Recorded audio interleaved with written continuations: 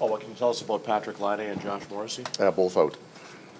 Any concern past this game for them, or do you just focus on this right now? No, I would list them both as day-to-day, and won't know until we get further along the road. Why does Mason Appleton, for you right now, fit into that top six? Well, Start the game anyway. I like the way the other lines are playing. I like where we got to, and Mason's moved up and down. It's good now that I'm trying to find silver linings in our injuries, but Mason spent some time with Blake Wheeler and Nikolai Ehlers, so he had some time with those kind of players, and he was good there. But what we see in Mason now is kind of that maturity. Whether he was playing with Blake Wheeler or he's out with the fourth line, his game doesn't change anymore. And that's he's been a really important part of our penalty kill kind of resurgence here. It'll be critical tonight, but he's earned the ice he's getting. As you look over that Oilers roster, we made a couple changes. Good call. Yeah, it's good. Nice to see I it. see it on TV though a lot. Every now and then. Mm-hmm. What was I asking you? Well, it's all part of it. It's all that's a veteran move right Throw me there. off, eh? Yeah. No, just the changes they made, and they had a couple guys that can skate pretty good. Just It's how a real different. problem for them. Yeah. Speed. That was the joke. So that's the dangerous thing. Like we see it maybe with one of our lines when you put Mark Scheifele out with Blake Wheeler and Connor. There's just extreme speed there, and now they all get to play at that speed. And that's what happens with Connor McDavid. I don't know if there's anybody that can skate with him, but there's a few guys who can kind of keep up. So he gets to play the game at speed now, where he doesn't have to tailor his route. He doesn't have to hold back with that, which makes them so difficult to handle.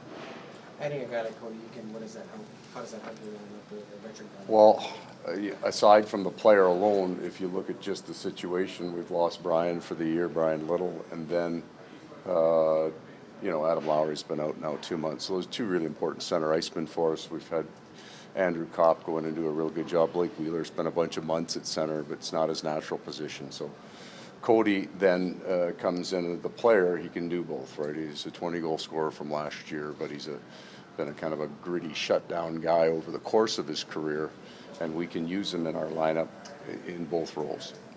What will go into the decision to keep Blake, Mark, and Kyle Connor together? Will it be how they produce, or maybe how the other lines are working? Well, I think both, right? You have to balance it. We always know that line's there for you.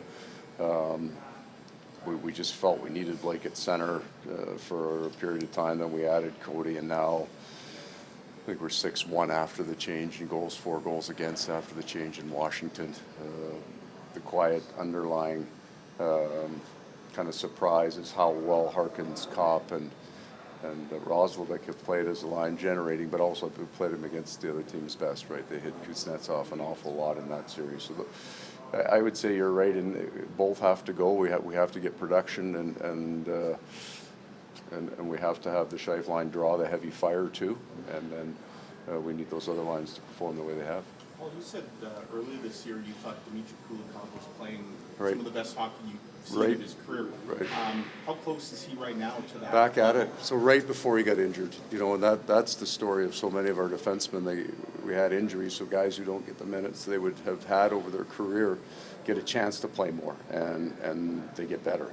And Dmitry got hurt and has come back, and now he and Neil will face quite a challenge here tonight, regardless of what line they get out against. A couple of powerful lines, and he's at his best now. It's been your experience when guys are in their UFA year, as he is, final year of his deal, and Dmitry said not a distraction, not something he thinks about at all, but he's a veteran guy who must be thinking a little bit about what his next contract's going to look like.